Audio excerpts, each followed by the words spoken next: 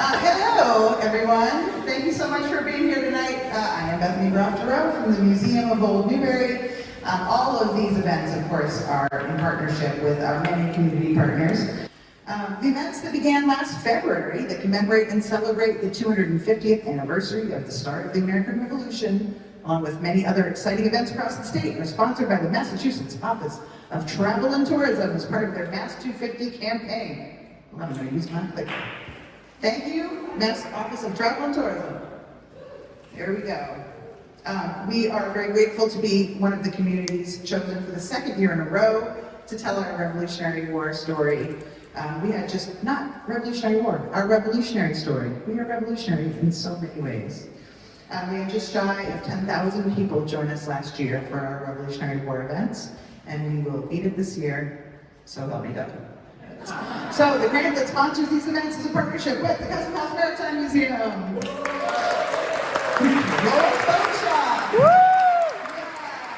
Newburyport Chamber of Commerce, from the Boston CBB, several churches, and every single one of you. So give yourself a round of applause. It gives me great pleasure to introduce Alex Cain. After a long career as the backup drummer for the 80s hair metal band Winner, Alex hung up his leather pants and became the well-respected and highly sought-after speaker you see before you. That's a true story. Alex has published multiple research articles that have shed new light on the battles of Lexington and Concord, Bunker Hill, the Siege of Boston, and the Loyalist refugee experience during the American Revolution. Alex has also published 2 books, We Stood Our Ground, Lexington in the First Year of the American Revolution, and I See Nothing But the Horrors of the Civil War, and is the author of the blog and podcast, Historical Nerdery. We are siblings in historical nerdery.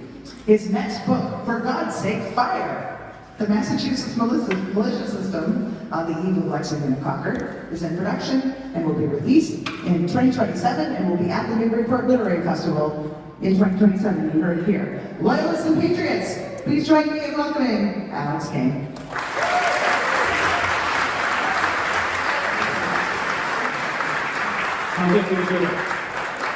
They just keep asking me to come back. You haven't learned yet. I mean, I've made fun of Marblehead, I've made fun of Amesbury. I think tonight it's either going to be Newburyport or we're going to have to make fun of April or something.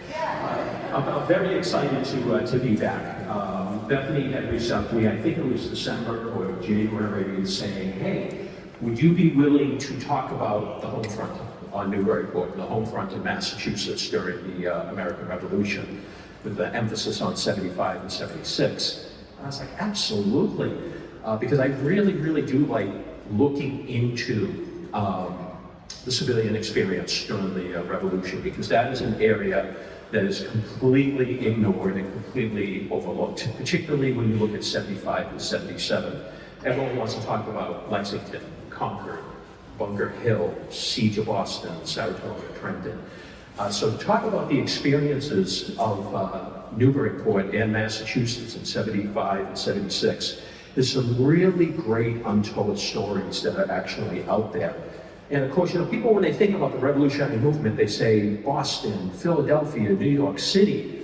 But whether or not the concept of liberty, because that's where we're at right now, 250 years ago, this wild and crazy theory that maybe, hey, it's time to break away from England and do things on our own is starting to come to play. And so whether it's in Committee of Safety meetings, whether it's in political meetings, whether it's in Continental Congress or on the battlefield, this concept of liberty is starting to bubble to the surface. And of course, what happens is when you start talking about breaking away from your government, it has widespread social and political ramifications. And you start seeing in 75 and 76, neighbors turning against each other. You start seeing families starting to turn against each other. And it's not just that, you start seeing families start to struggle. You see the cost of war.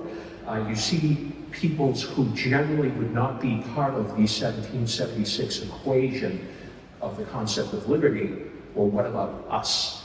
And it ultimately comes down to what is the cost of liberty going to be for Newburyport in 75 or 76.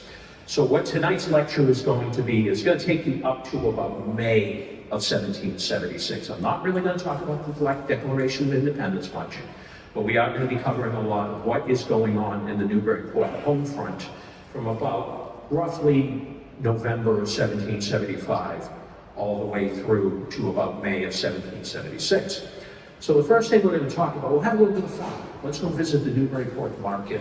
We're going to talk about actually advertisements and what was for sale in Newburyport. 255, wow. 200, see, I went to the grog before I came here. I may have had one drink too many. And then my wife just kind of pushed me out the door and looked back at Merrimack. So we're going to talk about what was for sale 250 years ago in Newburyport, as well as surrounding communities. Then we're going to be talking about British prisoners. Believe it or not, a lot of British prisoners early in the war were housed here in Newburyport. And so we're going to go through, what some of these prisoners, how do you become a prisoner? What are the rules of war relative to prisoners? And how did they end up in Newburyport and how they were treated? And of course, we're going to take a deeper dive into Loyalists. We're going to talk about what essentially is the deprivation of civil liberties with Loyalists. Please keep in mind, as we talk about the American Revolution, and I know Ken Burns and other historians have talked about this, this is a civil war. It is America's first civil war. And so there is the other side to the story, and that is the Loyalist story. And so we'll take a little bit of a dive into some of Newburyport Loyalists. We will also talk about the impact of war early on in Newburyport. What is a combat wound?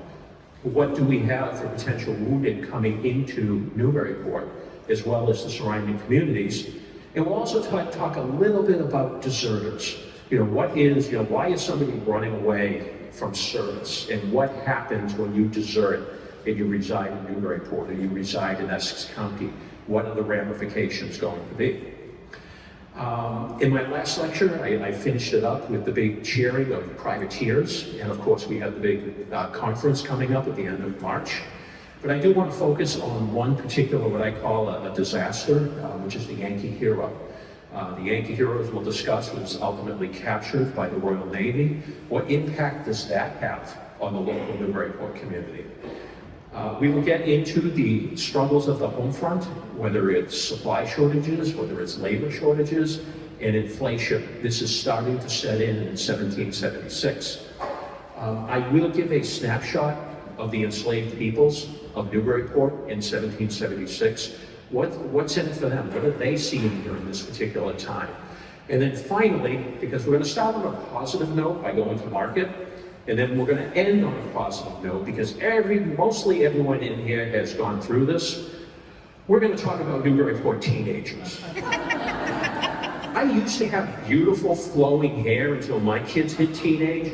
Now it's gone. Okay, so we're going to talk about what the heck are teenagers up to in 1776 in Newburyport. They're out of control. That's all you really need to know. And then as I always tell you guys, if you behave yourself, if you're good, and if you give me a 5-minute head start back to my car, I'll let you ask questions at the end. Now, you've been to lectures before, you always know I start off with an inspirational quote to get you guys excited, get you motivated about what we're going to talk about tonight. Normally, I have some quirky stuff that I share about my taste in music, my love of the 1980s, but this one is generally geared towards the men in the room. That's right. Okay, everyone agree with me? Pretty much. Remember, listen to your wife because things will end up much, much better in the long run. My wife is barely 5 feet tall, and from Quincy, she can take me with no question. I keep her happy, happy wife, happy life. That's my advice for today. All right, so let's start off with, let's go to market. Now, this particular image that I have up here is late 1770s, early 1780s of a middle-class woman. This is an English print, but this is typical of what you would have seen of Newburyport females dressing during this particular time.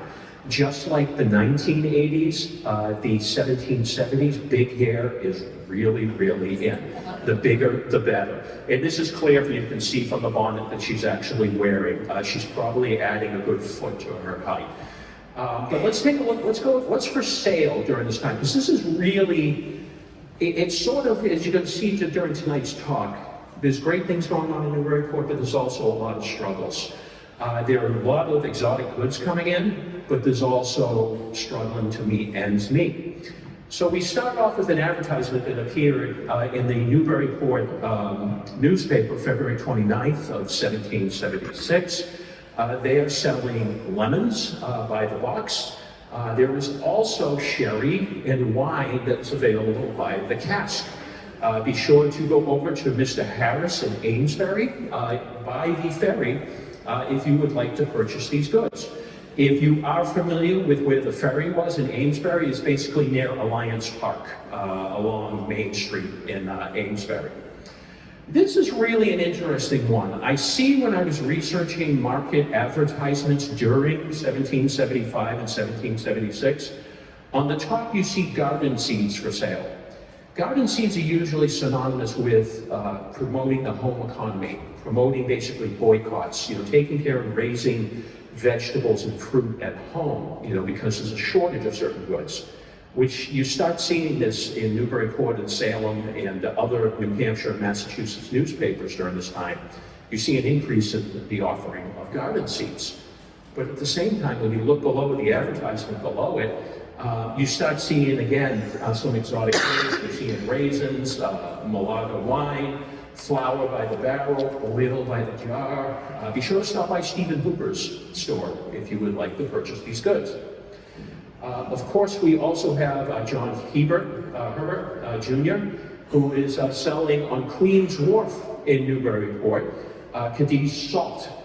Also advertised for a low price. John Lowell is selling superfine flour by half barrel. He's also selling common flour in coffee. Coffee is a more popular choice with the American cause during this time. Keep in mind, after 1773, the position is if you are drinking tea, you are supporting the crown, you are supporting crown policies. It is not a good look. So as a result, many people would actually be choosing coffee as opposed to tea. Oops, I went the wrong way. This one I found very, very interesting because this is Abel Morse. Abel Morse puts in an announcement on March 15th, 1776, almost 250 years ago, that he is opening a finishing school in Newburyport. And there would be two aspects of the finishing school, and this is geared towards young Newburyport women. The educational system in Massachusetts in 1775 is all children usually would start off in basically a reading and writing school. Then from there, they would go to a grammar school where they would learn arithmetic, they would learn grammar. Generally, it was geared towards males to prepare them for Harvard, prepare them for life as merchants or attorneys or businessmen. But starting in 1745, 1747, girls were allowed to start attending these secondary schools. What would happen after they finished these secondary schools, many girls, particularly those of the Newburyport elite, the middle class Newburyport, their women would be encouraged, the young girls or the teenagers would be encouraged to attend finishing schools. Finishing schools would teach them how to run a house, how to sew, how to engage in embroidery, proper behavior, proper etiquette. Mr. Morse's school is offering two parts. He says part of the school will be geared towards writing and arithmetic up until roughly about 5 o'clock at night, at which point he's sort of subcontracting his work with a Mrs. Curtis and her daughter, who will then teach the ladies sewing, finer, proper skills, and so forth. And you actually see in many seaports, including Newburyport during the Revolution, a big rise in finishing schools. And of course, what happens is Mr. Morse gets some competition, because Nicholas Pike is saying, hey, that guy is not the only person who's going to run a finishing school. You need to come to my finishing school. He proceeded roughly a week after the announcement, I'm opening my own finishing school. And again, he's offering instruction of a private school for young misses on Mondays, starting from 11 o'clock to 1 o'clock p.m. Really more of a short-term finishing versus the other program. And of course, we would be remiss if we didn't bring up the most important person who has advertisements in Newburyport in 1776, and I'm going to leave you saying that would be Mr. Dexter. Yes, Timothy Dexter. This guy is bat-poop crazy. I love him. At this particular point, Mr. Dexter is more involved in mercantile activities. And what you see is, in this particular advertisement, he's offering various leathers that are for sale. Deer leather, sheep leather, moose skin. He's selling them by the sheets, but he's also selling breeches. Breeches are 18th century male pants. The most common fabric for 18th century male pants in 1775 and 1776 is leather. Wool is the number 2 choice. So he's selling something that is very common. The interesting thing, a lot of these bolts of leather that he's selling, the one that stands out for me is moose skin, because moose skin is actually used for making cartridge boxes in the military, making bayonet scabbards in the military. I haven't come across evidence that he's selling directly to Continental Army contractors, but it really struck out to me that one of the fabrics he's selling is moose skin. And just to go back to Mr. Sawyer out of Haverhill, if you want to go down to his store in Haverhill, which was located along the riverfront, he is selling whalebone. Whalebone was actually used, they sold in strips during this time. And what he is doing is whalebone goes into stays. Stays are basically the equivalent of 18th century corsets. They used to basically support the lady, is the best way I can describe it politely. But he's also selling some higher end stuff, pepper. He's dealing with French materials, selling some wine, and so forth.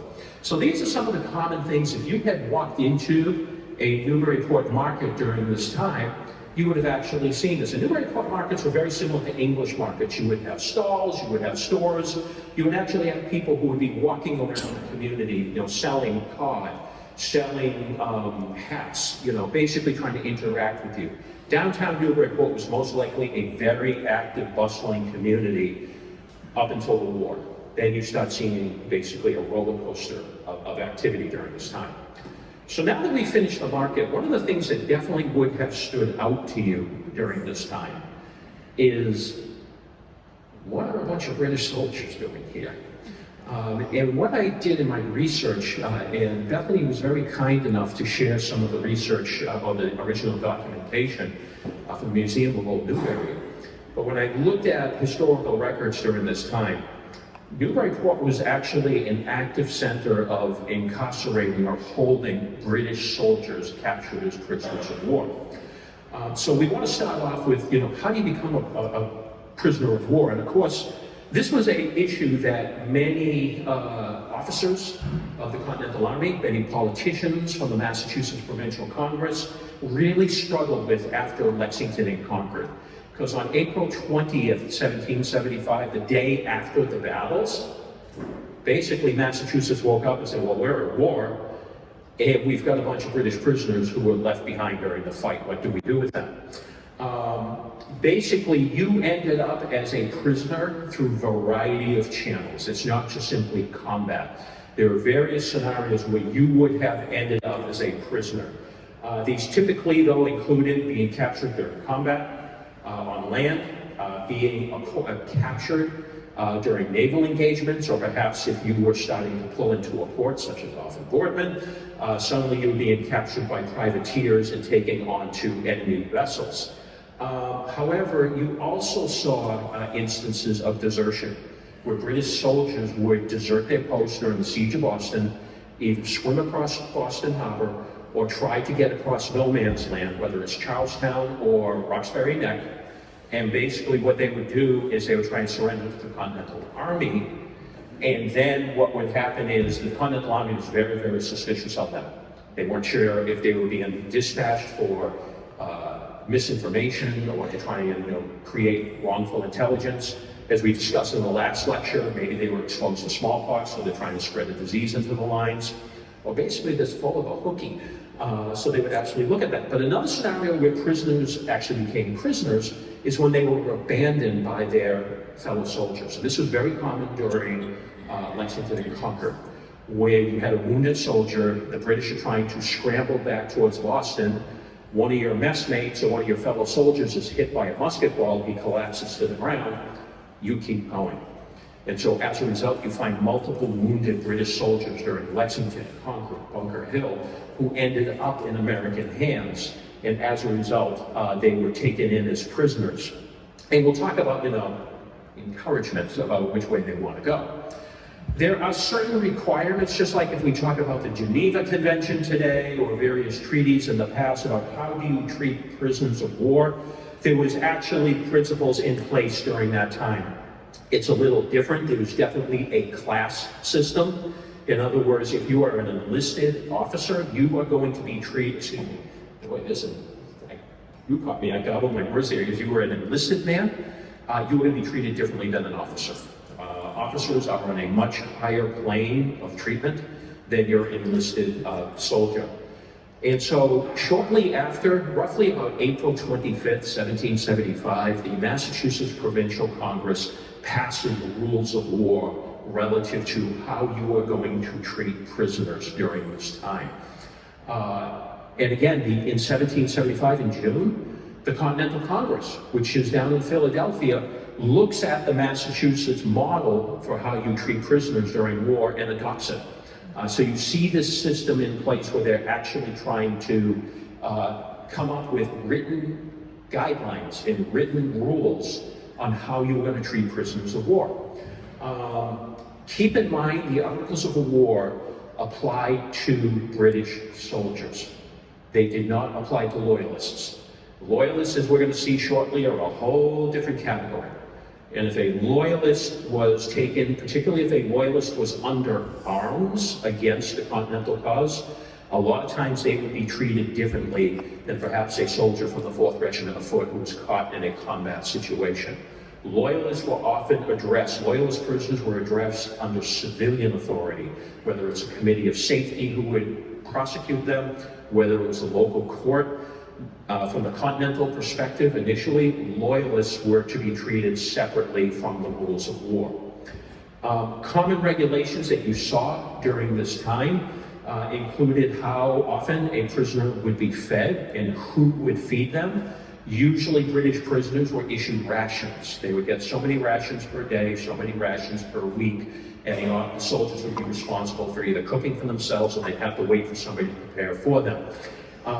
They also addressed where enlisted soldiers would be housed. Would they be placed in a warehouse? Would they be placed in an inn? Would they be placed in a common jail that happened to be in town? So you would see that often. There was also what restrictions and privileges an officer would see during this particular time. In theory, an officer was supposed to be afforded as much accommodation as possible. If an officer wanted to wander about the town and talk to the locals under the rules of war at this particular time, because he was considered a gentleman, you were supposed to do that. And of course, there was also guidelines on how you would clothe the prisoners and what would take place with prisoner exchange.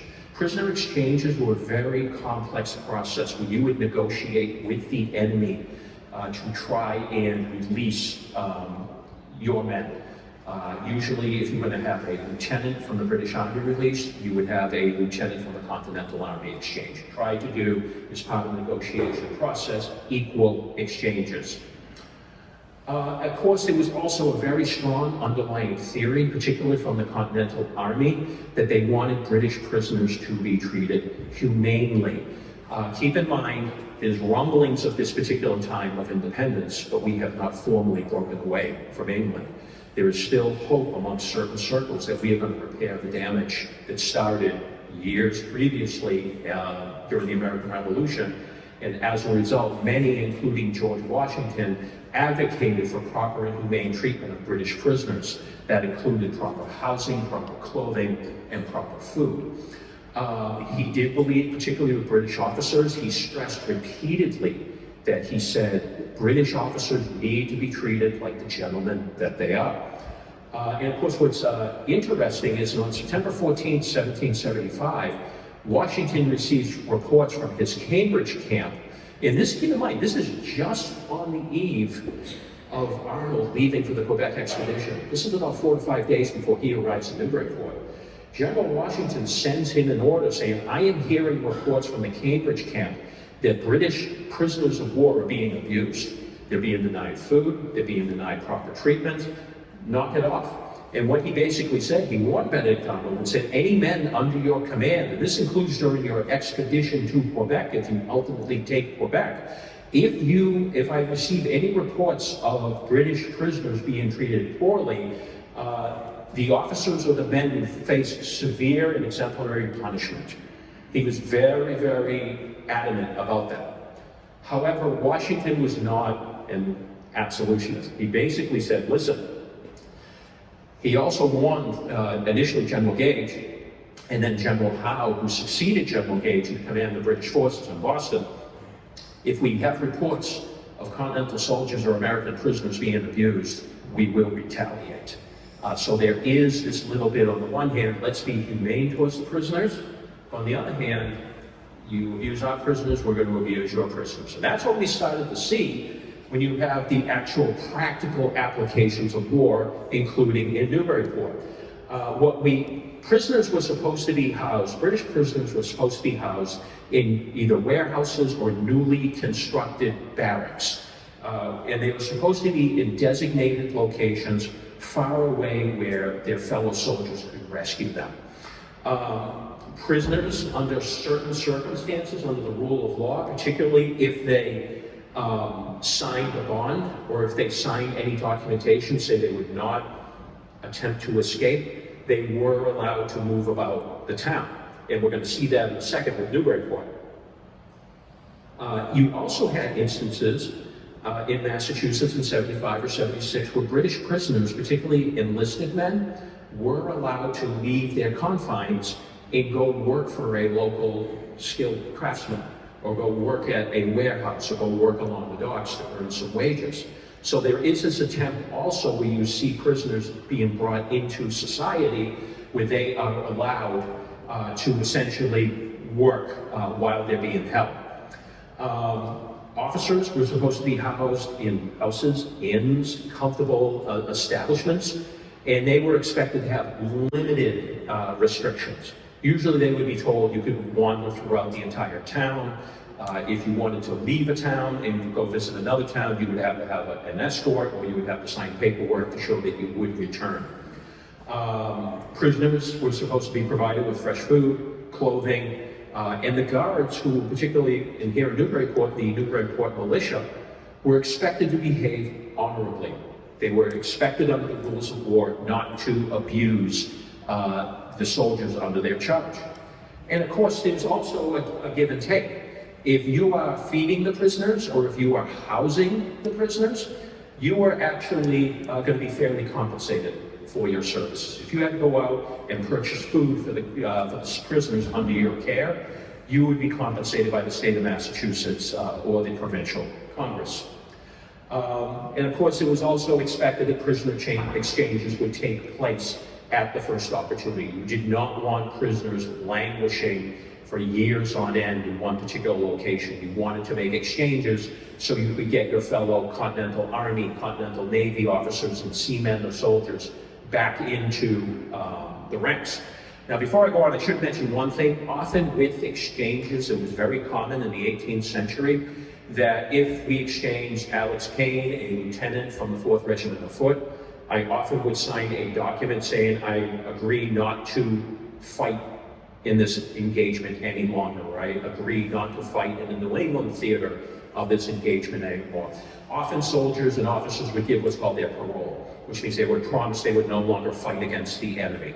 Paroles were broken left and right like it's nobody's business. What really happened, despite all that wonderful stuff that I just told you, where everything is short of a group hug, in reality, the British prisoners, regardless of rank, including in Newburyport, were often housed in local jails or shut up in warehouses with little sunlight. And that was regardless if you were an officer or an enlisted man. And we're going to see in a second that included here in Newburyport. There are instances in Newburyport, regardless of rank, where officers are being tossed in jails. In some circumstances, particularly outside of Newburyport, there are accounts where they basically created like a stockade prison. This is basically a fencing, open air fencing, where they would put prisoners in the open air fencing and let the British prisoners be exposed to the elements during this time. Prisoners were repeatedly, including here in Newburyport, hauled before committees of safety or hauled before other political figures who would repeatedly interrogate them and try and gather any information relative to British operations. British prisoners were often routinely moved from location to location to prevent them from being released or freed by their fellow soldiers, which meant there was many forced marches where you would get from point A to point B. A common pathway for forced marches, actually many prisoners started off in Concord, Massachusetts, and they were forced marched here to Newburyport. From Newburyport, they were then forced marched up into New Hampshire to Exeter, and then they would work their way back down to Cambridge. So there's a lot of movement relative to British prisoners. Sick or wounded British soldiers, particularly those from Bunker Hill, from combat scenarios, from Lexington and Concord, not often got the best treatment that they should have received during the time. There are accounts throughout the Massachusetts jails of British prisoners being denied medical service, being denied full rations during this particular war. And the worst part is, under the rules of war, is you're not supposed to try and recruit your enemy to join your cause. But Massachusetts was doing that quite often, including here in Newburyport, when the jailers, the militia, the committees would do their very best to try and recruit the enemy to switch sides and become a soldier in the Continental Army, an officer in the Continental Navy, or with a privateer. And so we take a look at some of the prisoners of Newburyport during this time. And the first one we have, it's believed that basically we have British prisoners most likely were arriving in Newburyport some point in early of July of 1775. It's believed that they came from one of two engagements, either Lexington and Concord or Bunker Hill. There are other instances that we're going to see in a few minutes where they were coming from other engagements. We have multiple sailors from the Royal Navy, multiple merchant marines from British transport ships, as well as British soldiers who might be on sentry duty down at the Siege of Boston, who were captured by Continental forces or privateer forces. They were brought back, interrogated for whatever intelligence you could get, and then ultimately transported up to Newburyport, where they sat in a particular jail. Newburyport was common, regardless of your rank, as you're going to see in just a second. They were held in jail. Some officers were allowed to move about, some enlisted were allowed to move about, but many officers actually sat in a jail. Some of the more notable regiments that we have that came through Newburyport during this time, the first one includes the 5th Regiment of Foot. The 5th Regiment of Foot was one of the combat regiments at Lexington and Concord and Bunker Hill. We have the 10th Regiment of Foot, also present at Lexington, Concord, and Bunker Hill. 10th Regiment of Foot was actually on the Lexington Green. It was one of the two regiments that fired into Parker's company at the Battle of Lexington. And then for anyone of Scottish descent during this time, we had the 71st Regiment of Foot. We're going to talk about them in just a second because their story is just a case of really bad luck. You had multiple Royal Navy officers and Royal Navy sailors, support crew that was on Royal Navy vessels, merchant marines that were brought into Newburyport as well. Generally, they were captured by privateers, or ultimately you would see when the Continental Navy was up and running, they were captured that way as well. And what you see, and you're going to see in some documents in just a second, often what is happening, particularly in Essex County from roughly Cape Ann heading north towards Portsmouth, you're seeing whenever you have a captured prisoner taken on sea, they'll stop whatever port the ship comes in, and they're immediately sent off to Newburyport as at least their initial incarceration point. This particular document, thank you very much, Bethany, it is a British officer from the 5th Regiment of Foot. He is a lieutenant. This particular lieutenant was captured in January of 1776. He was on board a vessel. I think it's not the Suki. I can't find it, but it's definitely a British supply ship. He was scheduled to be transported over to Boston. He was going to be joining the 5th Regiment of Foot, which is housed at Boston during this time. The ship was captured by a privateer off of Gloucester. It was brought into Gloucester, and then he was ordered to be transported to Newburyport. Once in Newburyport, this particular officer, he was a lieutenant. They refer to the 5th Regiment of Foot as Earl Percy's regiment. If you're familiar with the battles of Lexington and Concord, Earl Percy led the reinforcements out of Boston to save the British colonies that retreated back from Boston. It was a really combat-hardened regiment by the time of January 1776. He comes into Newburyport. He is immediately grilled by the Committee of Safety. They're questioning him hard for intelligence. He's really not giving up much information. He's thrown into the Newburyport jail. The Newburyport Committee of Safety writes to the Massachusetts Committee of Safety, as well as officers down in the Continental Army outside of Boston. What do we do with him? They basically say, send him to us for further interrogation, and then we will make arrangements for his exchange. He was ultimately exchanged. The 10th Regiment of Foot, and this is the recreated 10th Regiment of Foot, light infantry company. They are dressed in red coats, they have yellow facings, which is consistent for the 10th Regiment of Foot. The 10th Regiment of Foot, the prisoners who came from the 10th Regiment of Foot is really a case of bad luck. If you attended my lecture back in January, you may recall that I showed a drawing that was from January of 1776, where it shows basically no man's land between Prospect Hill and Boston, and no man's land is Charlestown. After the Battle of Bunker Hill, it became a British fortification, the British outpost. Well, in January of 1776, the Americans launched a raid into that particular no man's land. And the purpose was they were going in, hitting various storehouses, hitting a couple of entrenchments, trying to burn and destroy them. They ended up capturing multiple soldiers from the 10th Regiment of Foot. These soldiers were brought back to the Cambridge lines. Again, they were interrogated. From there, they were dispatched into Middlesex County, and from Middlesex County, they were sent up to Newburyport to be housed during this time. And then the final one is the 71st Highland Regiment, for everyone who's Scottish. Yes, this is initially what they looked like when they arrived in Boston, however, when they arrived in America, excuse me. However, by the time of 1777, 1778, they're ditching the kilts and they're wearing actually long pants. They felt that in the American battlefields, although the kilts looked super sexy, they're not very efficient at a combat scenario in the North American theater. The 71st Highland Regiment was raised in Scotland, although they did have soldiers who were from Ireland and England as well. They were supposed to be dispatched to support the siege of Boston. They arrived off the coast of Boston roughly late April, early May of 1776. Where are the British during this time? They're gone. Boston's been evacuated. The British have gone up to Nova Scotia. These guys had no idea. Quickly, privateers descended on the transport vessel, and a good chunk of the regiment was captured.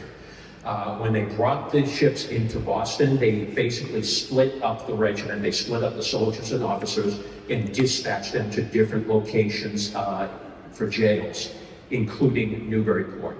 And what happens is many of the regiment of the 71st Regiment of Foot, it is possible, if you have some officers, although you're going to find out differently in a second, if they were allowed to walk around town, there is a good chance, this is without the arms and equipment, just the kilt and the coat and all that sexy stuff.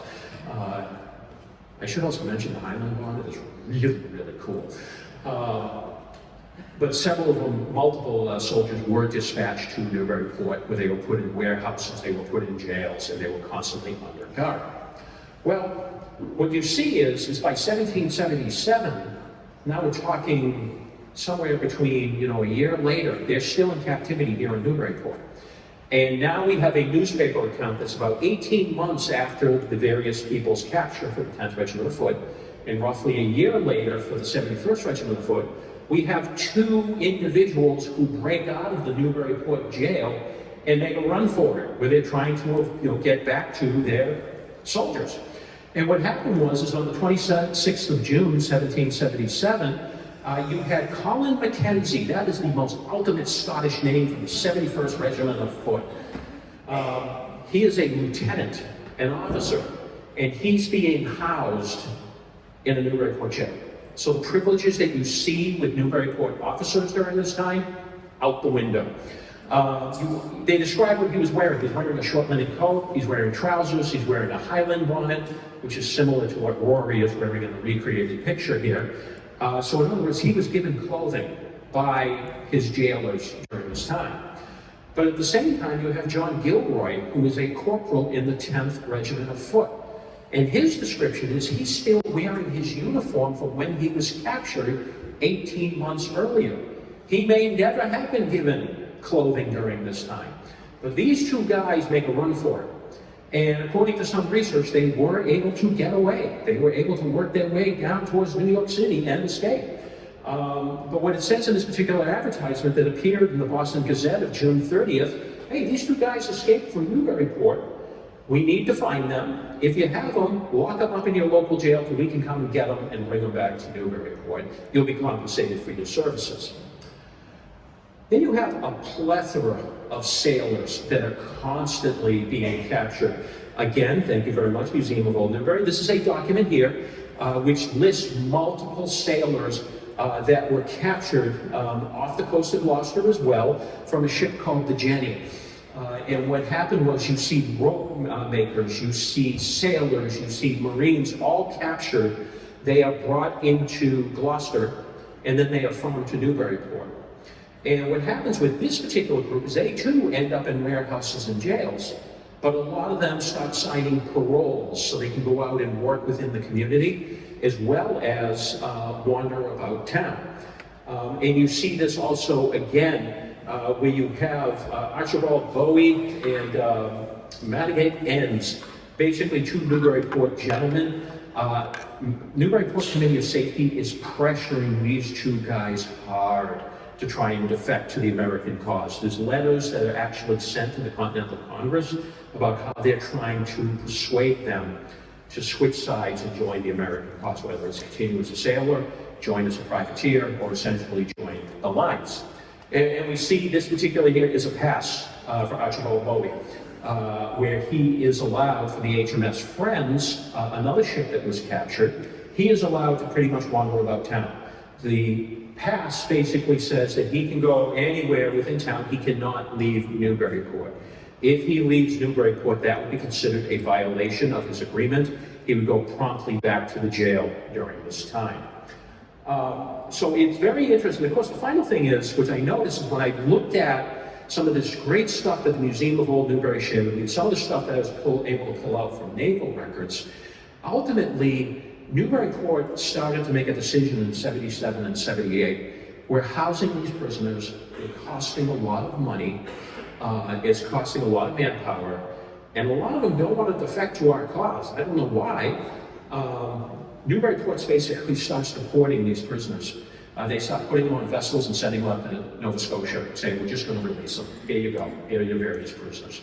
So a lot of your Newburyport prisons, of course, you have new prisoners coming in throughout the war, particularly by the sea channel.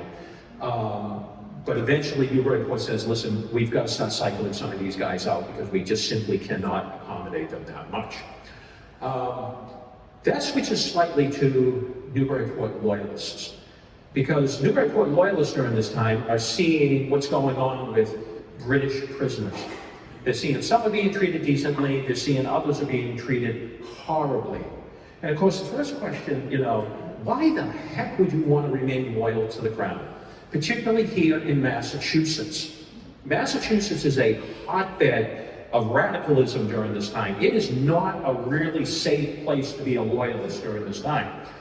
And there's a couple of reasons why you want to remain loyal. The first might be economic reasons. You may be a merchant, or you may be a government official who's getting money from the government, or you may have contracts with the government where you have a financial interest that you have to remain loyal to the crown.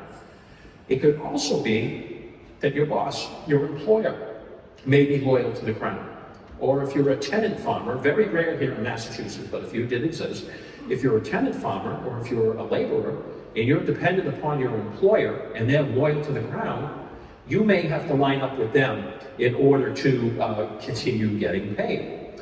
You also have cultural dependency. you see particularly in New York and some of the other colonies, but there's a little bit of hints here in Massachusetts, particularly with those of Scottish descent, where they see the crown as the chieftain of their clan. And so there's this cultural belief that you have to be loyal to your particular clan, the king. If you defy that, then you're violating cultural norms during this time. There's also religious principles. You had Anglicans. There were many Anglicans, very, very few here in Newburyport, in fact, I don't think any, who believed, there's some Anglican ministers who preached from the pulpit who said, we're bound by oath. The scripture dictates that we have to be loyal to the crown. You have Sandemanians. Sandemanians is a subset of the Congregationalist principles or congregational belief, where they're a pacifist group. And they're very popular here in certain sections of Massachusetts, where they preached that, listen, no matter how bad the king is, even if he is the worst tyrant out there, we are required to be loyal to him. Even if he's a tyrant, we have to because of our beliefs. And believe it or not, you actually have some loyalist Congregationalists. Congregationalism is the moving religion in New England during this time. And what you have is many congregational ministers are preaching sedition from the pulpit, but you have a small number of loyalist ministers who are preaching you need to remain loyal to the crown. But your two most driving, or three driving most reasons, is the Declaration of Independence. Declaration of Independence to some loyalists was just too far. They supported the American cause, they supported Lexington and Concord, they felt that their rights as Englishmen needed to be protected, but they felt that the Declaration of Independence just went too far. And you see, certain famous names, Robert Rogers, Rogers Rangers, that's the reason he switched sides. He felt the Declaration of Independence went too far. Justice Sherwood was another one. The biggest one, though, is public safety. The fact that you're seeing these mobs going around Newburyport, harassing locals, attacking locals, basically threatening courts, shutting down government offices was just too much. Loyalists hated, detested mob rule, hated the lack of public safety, hated the fact of lawlessness that the patriots were engaging in. And what happens is by that should be 1776, I apologize, wow. January 19th, 1776, Massachusetts General Court passes a resolution that rejects royal authority. And this is the first step towards Massachusetts supporting the independence movement. And they basically said, if you think back to the Intolerable Acts of 1774, the Intolerable Acts of 1774 dissolved Massachusetts government and did away with the Massachusetts Charter of 1691. The Massachusetts Charter of 1691 is the equivalent today of the Massachusetts Bill of Rights. And what that charter did is it guaranteed people's rights as Englishmen. Well, on January 19, 1776, what happened was you had the Massachusetts government, the rebel government, the provincial Congress at this time, declare, because the royal government dissolved our government, because they did away with our rights as Englishmen, we are no longer bound to listen. We are no longer bound to obey the British government. They are in the wrong, we are in the right. And by making that declaration, you're sort of undermining the authority of loyalists. Well, loyalists are saying, listen, we want government order. We want basically principles of order, and we don't want the mob rule. Massachusetts Provincial Congress and Massachusetts legislatures completely undermined that when they did away and said, listen, royal government means nothing now because they took away our rights as English citizens. And of course, they went even a step further. And what they basically said was, if you do not support this new rebel government, you will be seen as a disturber of the peace, and you will be seen as an enemy of the country, and you will be prosecuted and punished accordingly. And then civil officers went even further, and they started to turn towards local committees of safety and companies of militia. Think about that. If you have a company of militia here in Newburyport now acting as a police force, where they're going around and rounding up loyalists who, because they are objecting to the way the direction of the country is going. And basically, one of the key phrases is, anyone who fails to support the lawfully constituted authorities, in other words, the rebel government, would be arrested and prosecuted. And we also see by May of 1776, the Massachusetts government at this time passes a law who says, if you are not showing signs of loyalty to the American movement, if you refuse to sign what is called a loyalty oath, so if you had somebody who was a suspected loyalist and they believed that you were loyal to the crown and not the American cause, a lot of times government officials would give them one last opportunity to say, you need to sign this loyalty oath. And it was a paper document where they said that they will not support the crown, they'll support the American cause, and they will not take up arms against the rebel movement.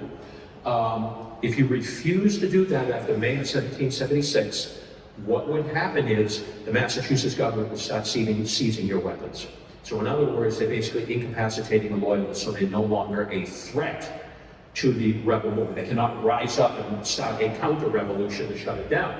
And of course, here is the actual clause to it, where they basically say every male over age 16 who refuses to sign a loyalty oath, he will be dismissed. He'll take his arms and ammunition, and any warlike effects will be taken away from him, and he will be under close watch. The law even went further from that. They actually said, if you refuse to sign the loyalty oath, and we have to come and take your arms and have you under watch, you will forfeit your rights as an English citizen or an American citizen, which means that you can no longer vote, you can no longer participate in town meetings, you can no longer serve as a minister within our community or teach our children as a school minister or a school educator.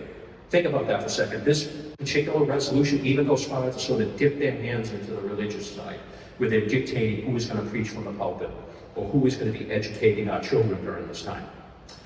And it continues on. You start seeing legal suppression and political targeting.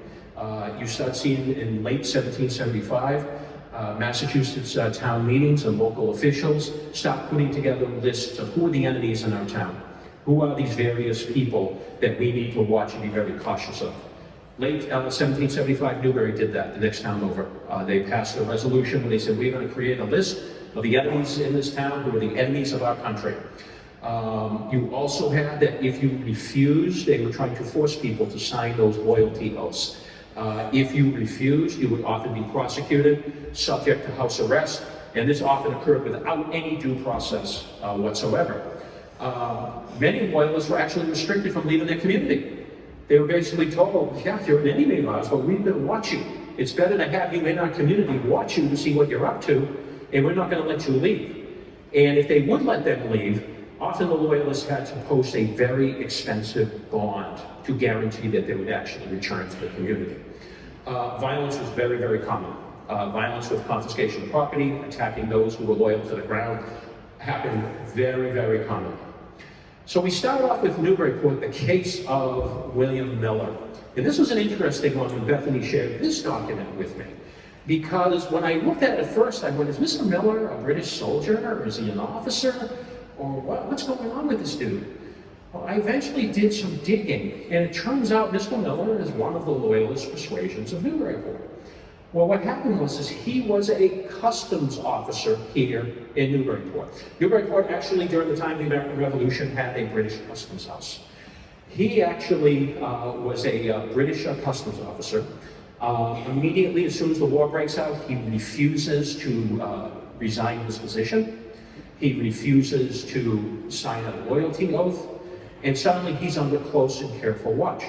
Well, as I'm reading the document, they reference a Margaret Grosart in it. And I was like, what the heck is Margaret? That's a really unique name. And I couldn't find her anywhere in Newburyport. I was like, this is really, really strange. What happened was I started digging to other towns, and I found out that there was a merchant family in Salem named the Grosarts. And several of them fled when Boston was evacuated in March of 1776. So she was part of a loyalist family from Salem. Somehow she gets all Twitter-pated and falls in love with Mr. Miller. She's up here in Newburyport with them. Well, somehow Mr. Miller is under house arrest. He's under specific instructions. You are not to leave the community. Well, what happens was Mr. Miller ends up sneaking out with Margaret in the middle of the night and escaping Newburyport, and their whereabouts are unknown. And as a result, the Newburyport Committee of Safety sends a letter to down in Boston. This is January of 1776, saying, we've lost we've lost this loyalist and we've lost this young lady. We're very concerned because if this guy ends up in Boston, behind Boston lines, and returns to the enemy, he can provide intelligence on Newburyport and how the Royal Navy could possibly attack or they could pose a threat. Massachusetts Committee of Safety responds back and basically says, you need to find this guy. You need to locate him, and we need to bring him back and throw him into a Newburyport jail. We'll deal with Margaret accordingly. They never get captured. They ultimately end up in Nova Scotia. But it's kind of an interesting Loyalist love story. But we have other instances. I know in my last lecture that I actually talked about was William Jackson. William Jackson and other Loyalists were coming from New Hampshire. They passed through Newburyport. They had passes, and this occurred in 1775, late 1775. They had passes in Exeter. They were supposed to go down to the Boston siege lines, where they would cross the siege lines and come into the town of Boston. They were stopped in Newburyport, and in true Newburyport fashion, the Newburyport mobs attacked them. They were subject to being pelted by stones, pelted by dirt. Local mobs seized their carriage and basically made them walk to Boston. And of course, that's a 40-mile walk on foot. Of course, the other individual I talked to previously was Henry Atkins. Henry Atkins was another customs official who was here in the town. They really pressured him to try and get him to resign in July of 1775 because of his Loyalist sympathies. He refused. He was housed immediately. He was jailed immediately without any due process. He sat in the Newburyport jail for 2 months.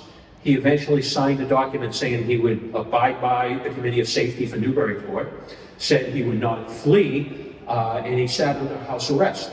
However, by 1777, 1778, he's seeing the writing on the wall. He needs to get out of this community, and ultimately he flees Newburyport. This poor guy, Asa Porter, and I got a lot of these from a document that's called the Loyalist Claims of the American Revolution. After the war, many Loyalists who fled America filed petitions with the British government seeking compensation for their sufferings during the American Revolution. Asa Porter was a wealthy merchant who had property in both Haverhill and Newburyport. He indicated that he was constantly beset on mobs, both in Haverhill and Newburyport. He felt feared for his safety because of his adherence to the royal cause and fled for England. Other instances, we have Louis de Blois, who is a merchant with property in Salem, Portsmouth, and Newburyport. Several of his vessels were seized by privateers, committees of safety, including his property, including a vessel here in Newburyport that was called the Martha. Joseph King Hooper. This guy has the most bling out of anybody in Massachusetts during this time. Very, very wealthy merchant out of Marblehead. He had government contracts up the wazoo. He had a fleet of vessels. I would put him on par, possibly with the Tracy family at the height of the wealth, or perhaps Dexter many years. He was just a phenomenally wealthy man. Marblehead had with him. He would openly flaunt his loyalties towards the crown. He was forced to flee his home with his wife. You would think he would go to Boston. No.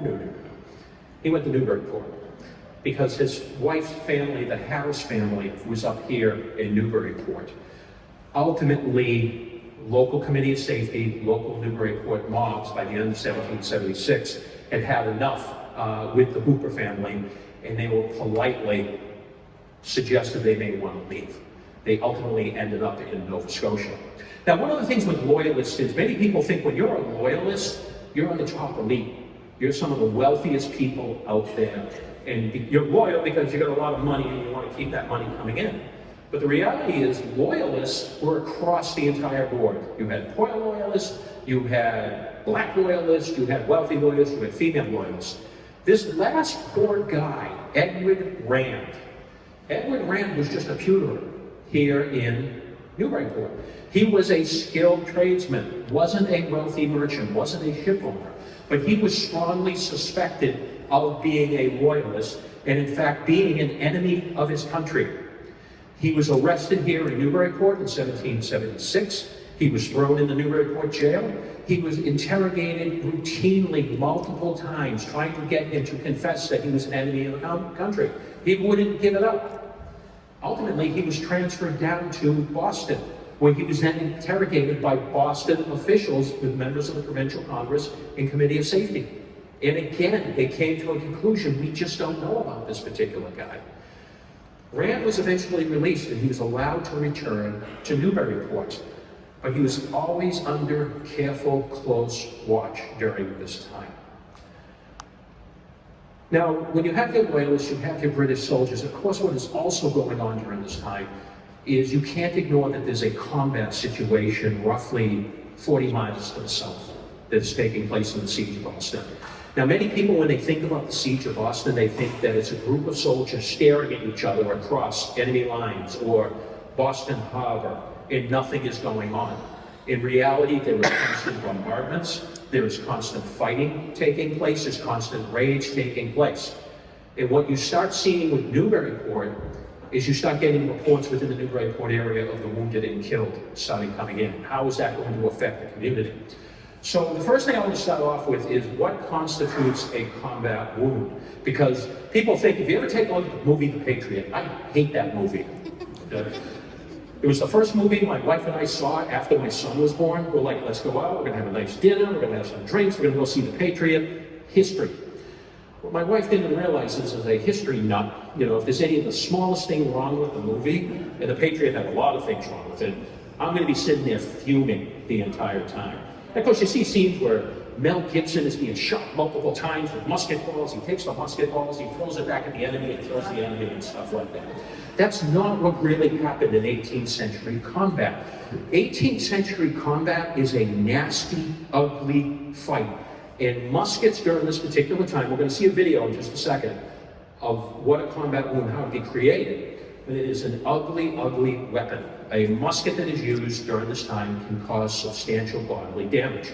The British infantry musket during this time, if you attended Joel Bowie's lecture, I think it was last year that he had done it, he goes into great detail about particular weaponry. A British weapon that is fired, they usually fire a 69 to 75 caliber ball. That is a good sized ball, at least quarter in size.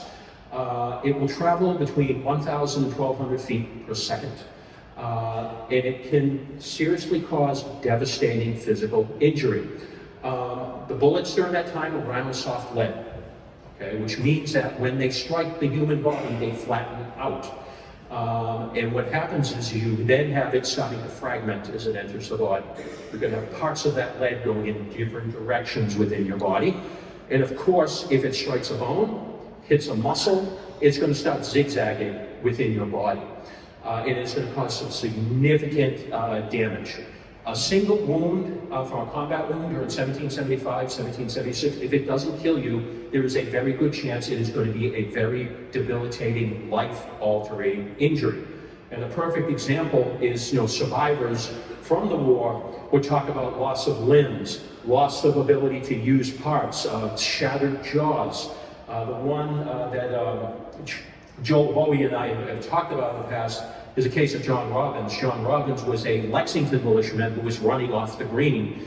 He's crouched down as he's trying to get off the green. The bullet enters through his shoulders, zigzags throughout his body, and comes out his jaw, shattering his jaw. He was completely disabled for the rest of his life. So what I'm going to show you next is a very brief video. It's only about a minute long, that comes from Nova, where they actually talk about how a musket is fired. You're going to see a musket ball go through a ballistic gel. It's a square block that is supposed to mimic human tissue and human body. And you're going to see what is referred to as cavitation. I don't know if the sound is going to come through, but we will give it a shot. I'm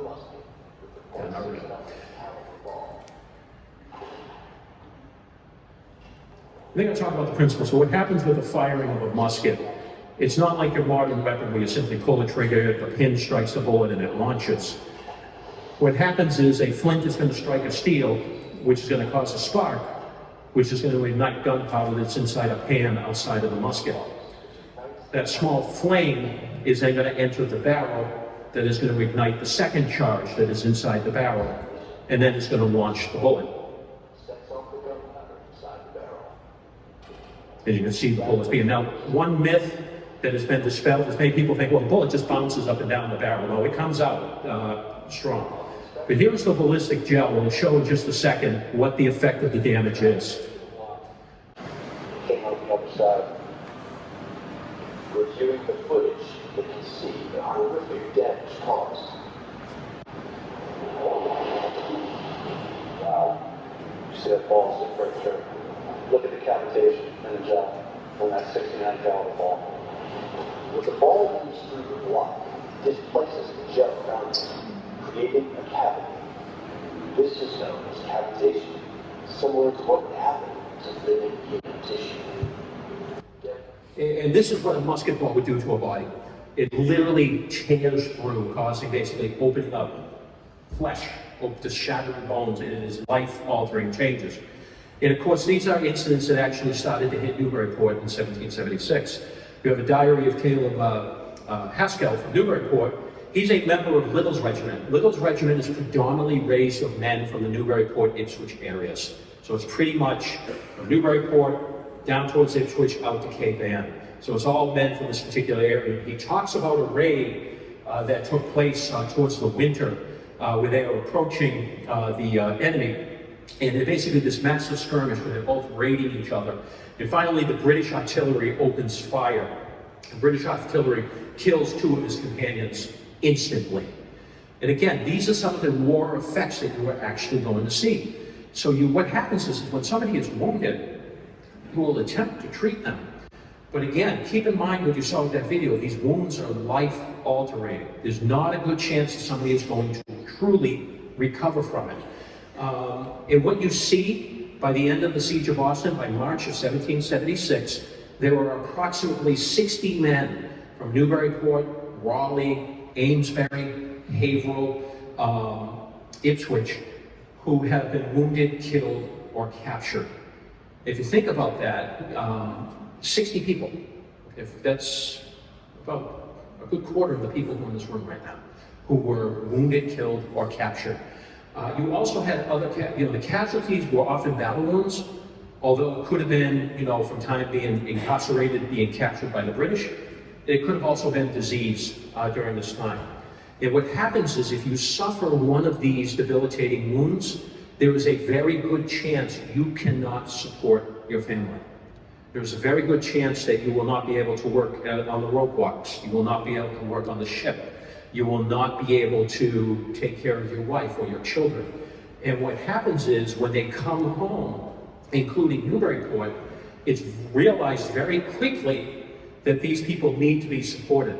And you start seeing wounded combat veterans, their families are now petitioning the Massachusetts government for pensions, where they're basically saying, we need financial support so our families can continue just a simple way of life, just so we can get by and meet expenses because we can no longer work.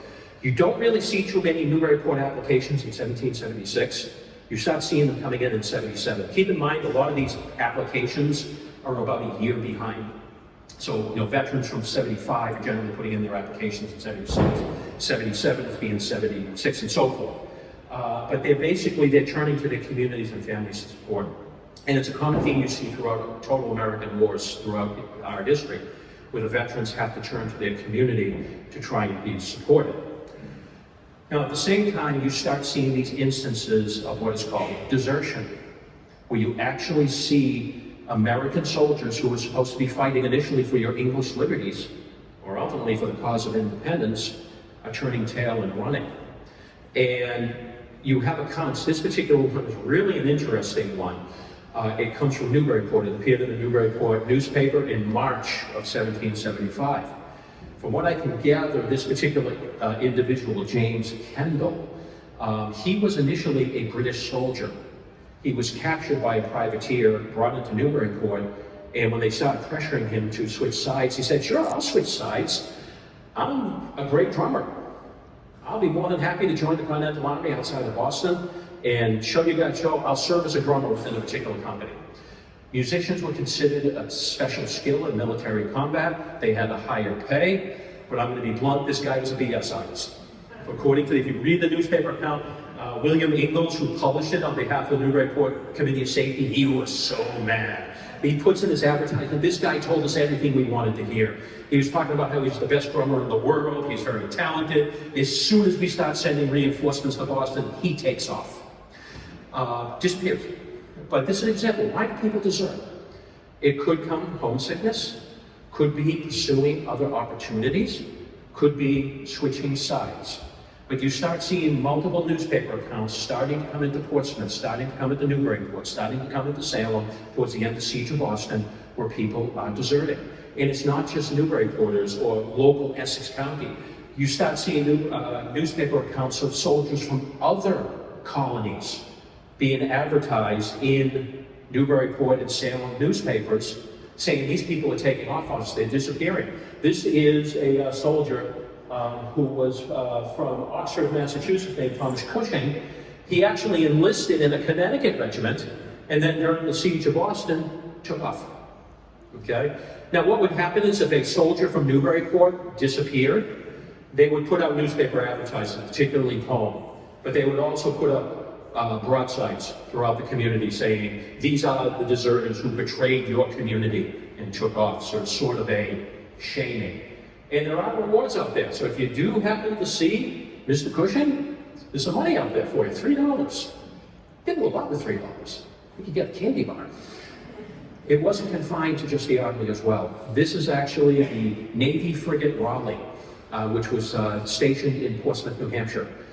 Almost 40 sailors and Marines deserted from this ship. Advertisements are all over Massachusetts looking for these particular individuals. So desertion is a very common reality that Newburyporters are starting to see on the eve of independence. And so we start talking about this particular incident. When we talk about combat wounds and tragedy, the Yankee Hero. Yankee Hero was a privateer vessel. It's one of my top 2 or 3 favorite vessels for the privateer. I'm a fan of the Gamecock, but I'm also a fan of the Yankee Hero. The Yankee Hero was a privateer vessel, a 14-gun ship that was based here in Newburyport. It was under the command of James Tracy. And what happened was, in roughly late May, early June, the ship leaves Newburyport. At that particular time, 14 guns is a big ship. Okay, I think it was a brig. Brig? I think it was a brig. Yes. Okay, 14-gun ship is a big ship because you need at least 3 men to man a gun, at least 3. They only had 26 men, which means they're an under-complemented vessel. Their intention was they were going to leave Newburyport, sail out around Cape Ann and go towards Boston and see if they could start recruiting people to get the full complement of the ship. June 6th of 1776, they are off the coast of Cape Ann. The Yankee Hero is spotted by the HMS Milford. It is a slightly bigger sloop. What happens is the Yankee Hero tries to escape. There's suddenly a 2-hour running battle. At the height of the battle, the Milford pulls right alongside the Yankee Hero and fires a full broadside into the vessel. Okay? That is every gun on one side of the Milford ship fires into that smaller ship. Rigging is badly damaged on the Yankee Hero. There's multiple casualties. The sailors are outnumbered. Captain Tracy is wounded. They struck their colors and agreed to surrender. The contemporary reports have British say that 4 Americans were killed, 12 were wounded. American reports say that 5 were killed and 17 were wounded. This is a vessel that came out of Newburyport. Doesn't mean all the sailors were out of Newburyport, but this is a ship that has strong ties to this community. All survivors became prisoners of war. And what happens even worse is first they're all transferred to the Milford. The Milford then brings them down to the HMS Renown that's off of Boston Harbor. Okay, so there's a lot of British activity. Even though the British have evacuated Boston, the Royal Navy is constantly trolling Cape Ann, Boston, Newburyport off the coast. 10 of them, including the wounded, were moved to the Renown, which became a prison vessel during the 1776 off of Boston. There were 12 were forced to become Royal Navy sailors. They were impressed. Okay? So think again, when you're talking about a ship that came out of this community, You have multiple wounded. I mean, just about 24 people, 26 people on the ship. You're talking about 4 to 5 that were killed, 17 roughly that were killed or were wounded. That's the overwhelming majority of the ship. This is a disaster for Newburyport. And then you have 12 of them who survived and pressed into the Royal Navy service. It took a lot of work. Even General George Washington, after the evacuation of Boston, wrote to British officials trying to release the sailors from this Newburyport vessel. It took 5 months to a year to get all these people back. And if you think about those who had ties to this community, it's absolutely agonizing for those families. They have no idea, other than they know that they're captured by the enemy. They don't know if they're still alive, don't know if they're dead. Wives, parents, children have no idea what is going on with the fate of the Yankee hero. And of course, there's a psychological impact for the people back home as well. There's rumors constantly abound that the Royal Navy tortures their prisoners. There's rumors around that there's diseases on the ship.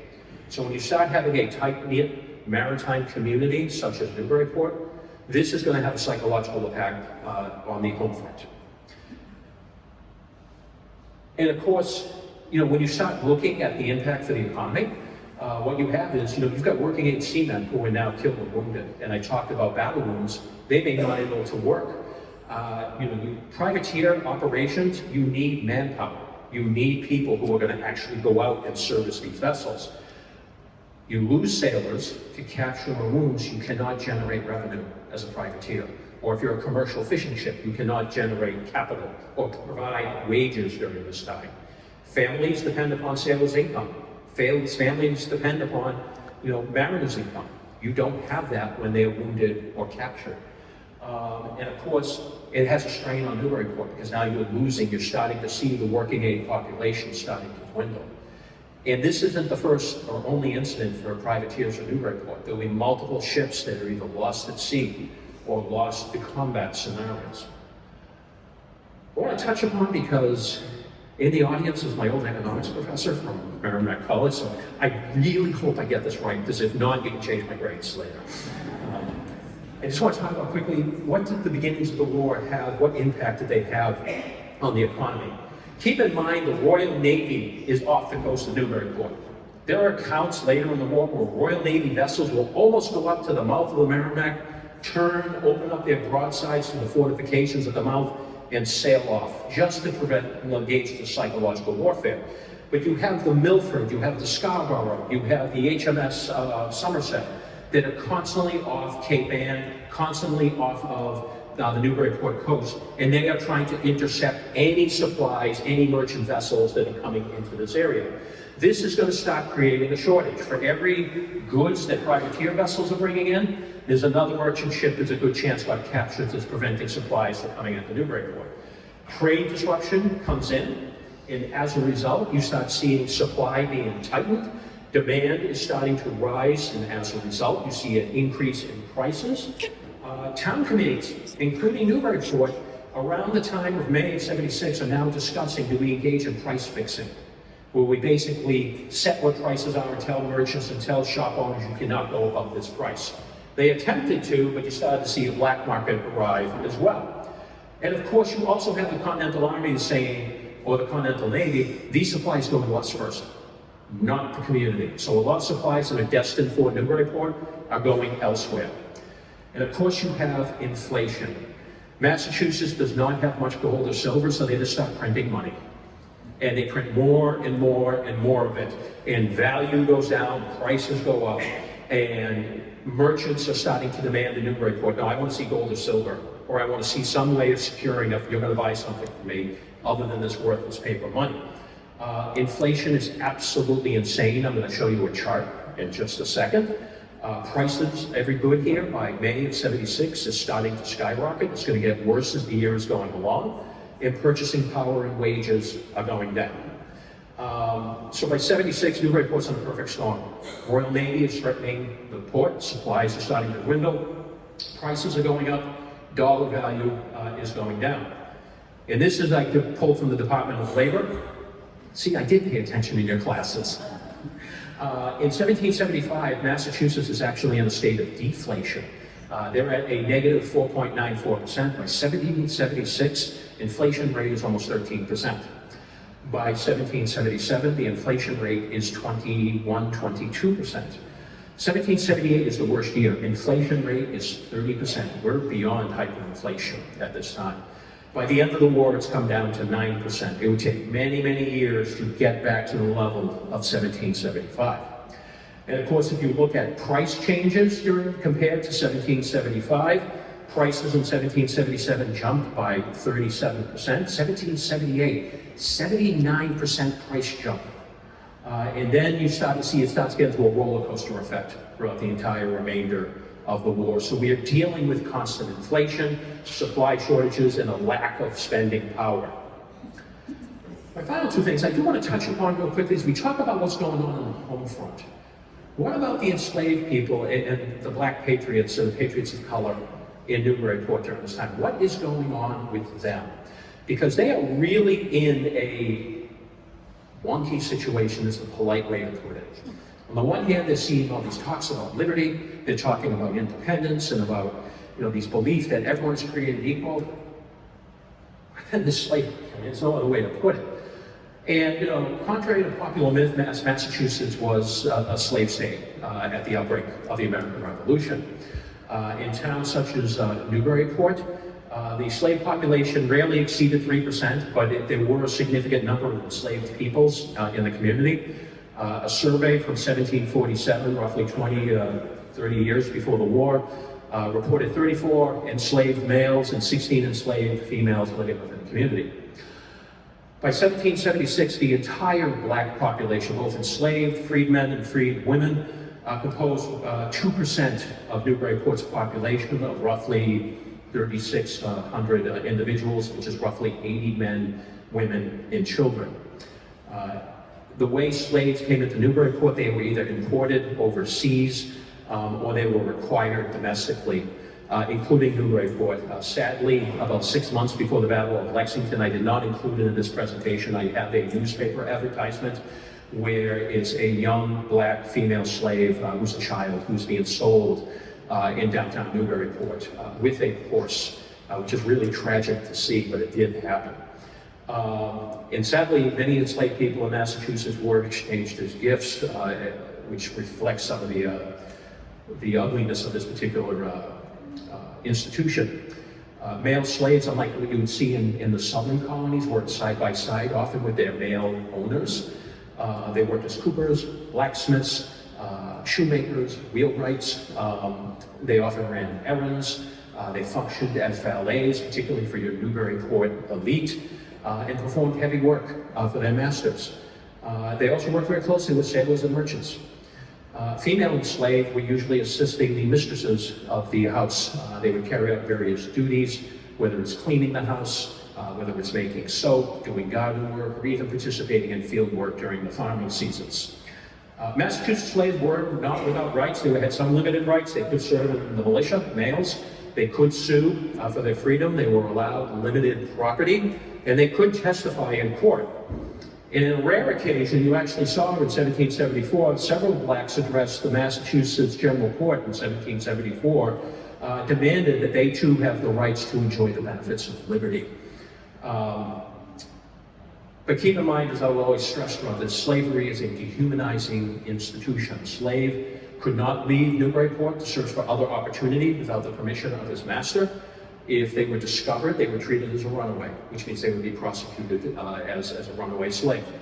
Slave could only marry with the master's consent, and interracial marriage was absolutely illegal.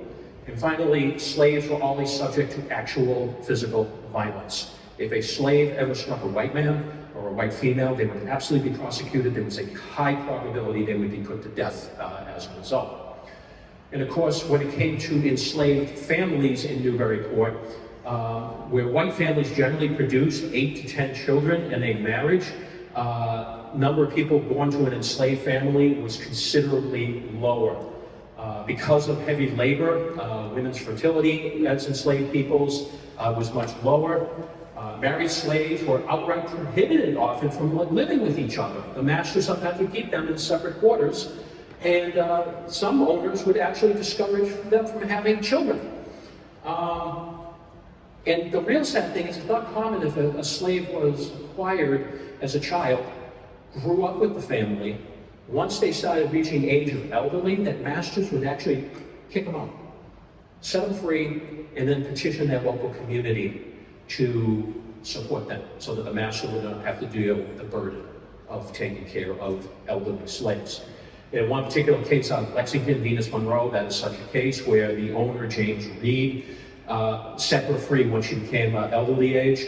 She sued and won in a Massachusetts court, basically saying, he's trying to get rid of me, I don't even know how I'm going to take care of myself. And the selectmen of Lexington actually testified on her behalf that she would be a burden on the community. But these are some of the ugliness that they're dealing with during this time. And that raises the question, when you're looking May of 1776, and in this town, Thomas Paine's Common Sense is being published, where people are talking about, should we break away from England? Many people are starting to ask the question, is it for us? Are we going to be considered part of this great noble experiment called independence? You see, on the eve of independence, Massachusetts government is even still trying to restrict, making it very expensive for people who want to purchase their own freedom to do so. Many ministers here, you would think many ministers, particularly here in Massachusetts, many ministers were very silent on the issue of freeing of enslaved people. Very quiet on the evils of slavery, or even the souls of the enslaved people. And when you start seeing this disparity that is taking place in Newburyport, you start seeing that many enslaved and freedmen start to ask, there's really not much economic opportunity for me. Yes, there are some, but very, very little. And so they may in private on the Homefront start saying, what's in it for us? Really, truly. You know, we see our white counterparts talking about their rights as English citizens and start throwing about how the English government wants to make them slaves. And your enslaved population here and the black freedmen here are saying, well, what's going on? So this is something that Massachusetts struggles with, Newburyport struggles with on the eve of independence. Towards the end of the Revolution, they take significant steps to rectify this problem. But on this particular day, in 1776, it is a glaring problem. And British officials often call out Massachusetts and other colonies about this hypocrisy during this time. So with that, now that I've thoroughly depressed everyone, let's finish up with teenagers. Oh my God, teenagers. You know right now, if you have teens right now and you're here, that means they're throwing a party at your house right now. It's going to be an awesome party. So what do we talk about as a final thought with Newburyport teenagers during this time? You know, on the one hand, they're enamored by these thoughts of war and independence, but what's going on in their day-to-day life? Newburyport youth during this time often engaged in similar activities, you know, that you see teenagers engage in today.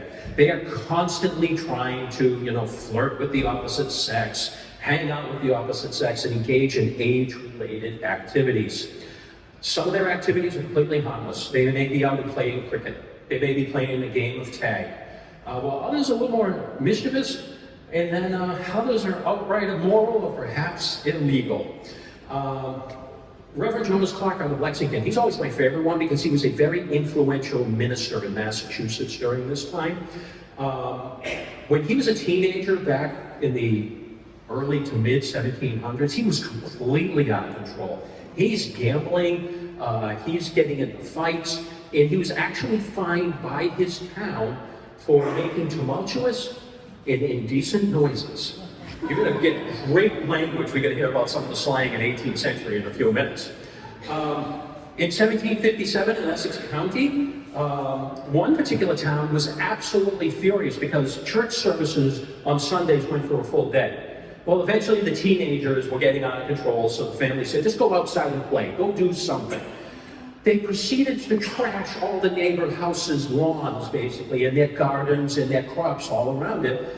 And it led to, basically, a minister had to give a sermon saying, you guys are out of control. You need to stop this behavior. You need, particularly around the meeting house, so the meeting house is seen as an 18th century version of a church. You need to stop this behavior. Do you think they listened? No, they're teenagers. Of course they didn't. Activities you would see with some of the teenagers, particularly with the opposite sex. Tavern dancers or frolics were very, very popular for Newburyport teens in young adults. I've seen accounts in the early 19th century of these type of activities taking place.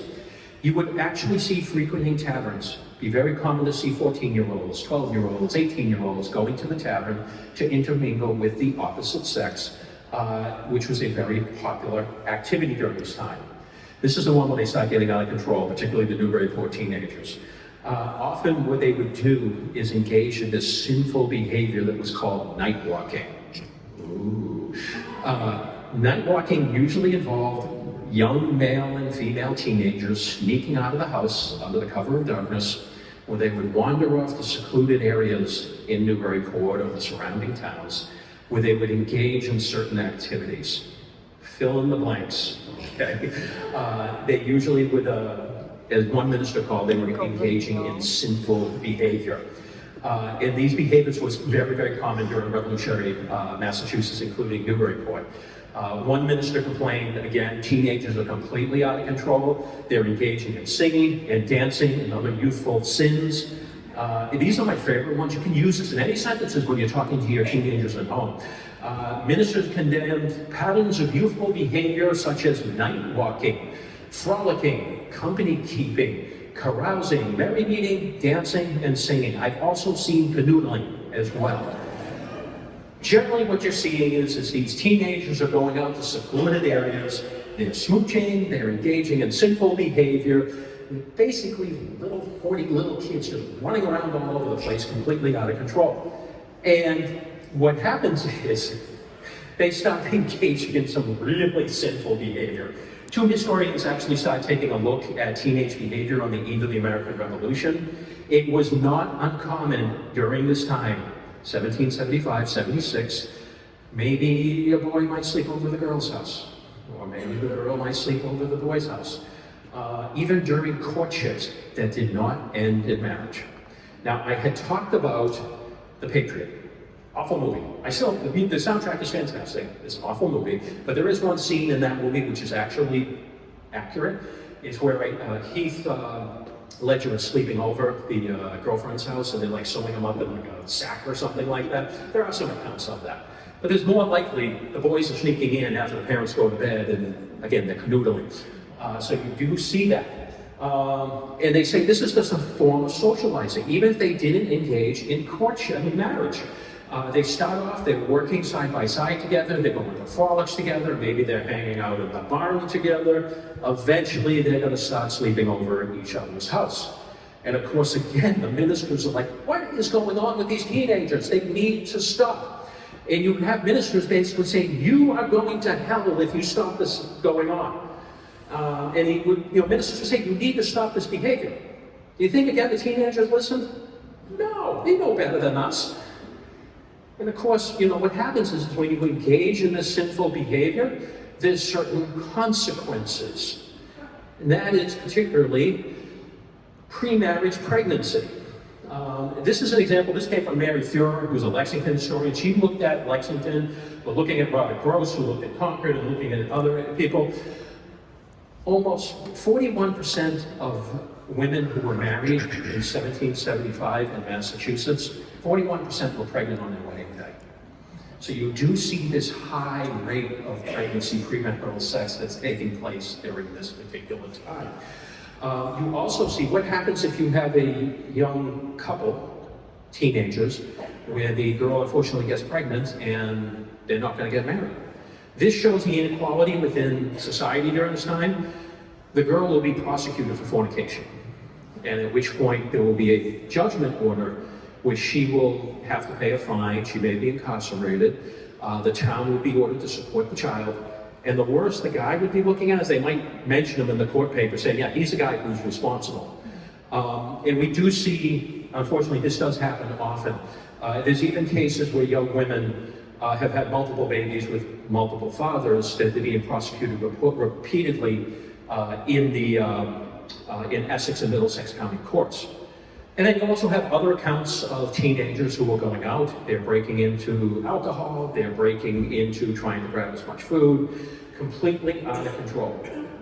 So while the adults are dealing with everything that's going on. The kids are aware this is a wartime scenario. Many of them may be, once they turn 16 for boys, they may be at the siege lines. But those who are staying behind, out of control. That's the lesson. If you have teenagers, as soon as I finish talking in the next 10 minutes, run home, because they probably have a party going on. So where is Newburyport by the spring of 1776? Newburyport by the spring of 1776, you have a lot of talk going on relative about potential independence.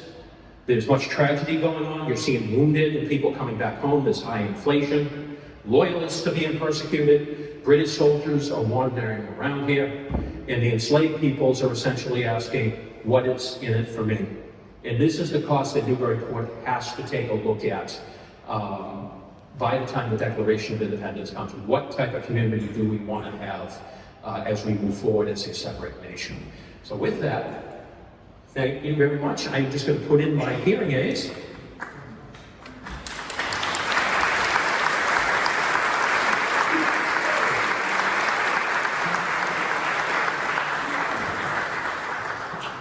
And see if you have any questions.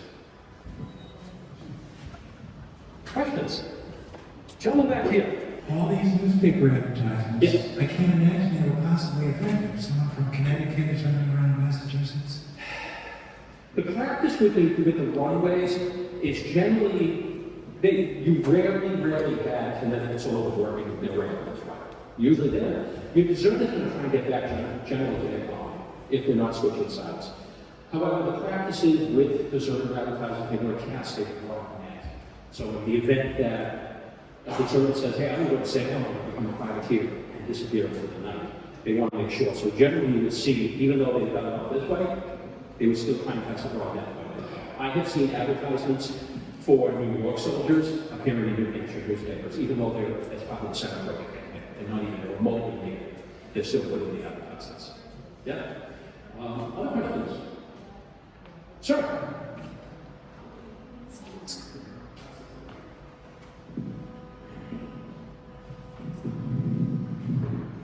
I'm just wondering if there's any sense of approximate percentages of people who were loyalists versus patriots versus neutral, and how that might have changed over time, like so forward after common sense and Declaration of Independence. That's an awesome question. I get it a lot. You know, there's the saying, I think it's a misattributed. There's a saying that 1/3 was loyal, 1/3 was patriot, 1/3 could care less. And there's a book, I always forget the author's name, I'm going to be better prepared one of these days. It's called The Disaffected. And it talks about that third, people who don't care. And they focus mostly on the Pennsylvania colony, where basically how they're treated, the disaffected, depends upon who's in power at that time. If it's the British, then the Loyalists are going to start cracking down on the disaffected. If it's the Continental Army, the Patriots are going to start cracking down on the disaffected. You start seeing, the interesting thing is with the Loyalists, there is a percentage, if you took the third, ultimately you have roughly about, they estimated there's roughly about 300,000 Loyalists in the American colonies during the Revolution. About a third of them fled, okay? Which means 2/3 stayed here at the end of the war. You have a second migration in the 1790s when inflation starts to spike again and taxation is becoming a problem here in the colonies, and they start fleeing to Canada. So you have a second diaspora. But basically, the upper echelon Loyalists, either they were soldiers, they had already fled Canada or to England, they rarely returned.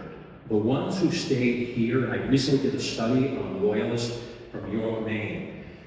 He was an ardent Loyalist, but he stayed, he remained, he just kept his mouth shut. By about 76, he said, I completely disagree with independence. We're not going to get independence, this is a bad experiment, but I'm going to say my piece and now I'm done. He was eventually accepted into society back by the mid-1790s, and he starts taking positions of government power again. So you do see, for those who stayed behind, ultimately they were reintegrated back into society. And it was different scales of how they were. Now there's also the flip. You also had many patriots who said, this is not going well, particularly when you're looking at the time of April 76 or the New York campaign. We are getting our butts handed to us. And you do see a lot of people starting to announce their support of the Declaration, support of it. But it's an excellent question. I still go with the third, but you do have shifting data within it where Depending upon those who remained behind, they were reintegrated into society. I'll give you one footnote.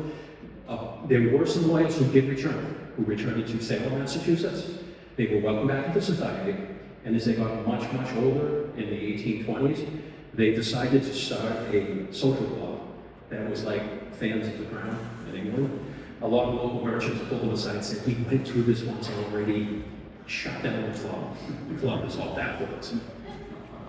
Can I add an anecdote? Because we're here at St. Paul's, and I don't know whether you know, but St. Paul's is one of the 10 oldest Episcopal churches in America. It was founded in 1711. It's a missionary church for the Church of England. The rector during the Revolutionary War, before the Revolutionary War, during the Revolutionary War, and after the Revolutionary War was Edward Bass. In order to become a priest of the Church of England, you had to travel to England, and you had to be ordained by the Bishop of London, which is what he did. And as part of that, he had to pledge his loyalty to the king as the head of the church. Thank you, Henry VIII. And he did so, and he returned. He came here, and St. Paul's at the time was the wealthy merchant church. So the wealthy merchants, you'd think, were all loyalists, but they were getting hurt so badly economically, they became a part of the revolt, and the revolt skyrocketed and became a revolution, right? And so he was certainly persecuted by people. He and his wife were chased in the streets. They had rocks thrown at them. And he made the decision to stop and avoid all political discourse at that time. There's no doubt he was a loyalist.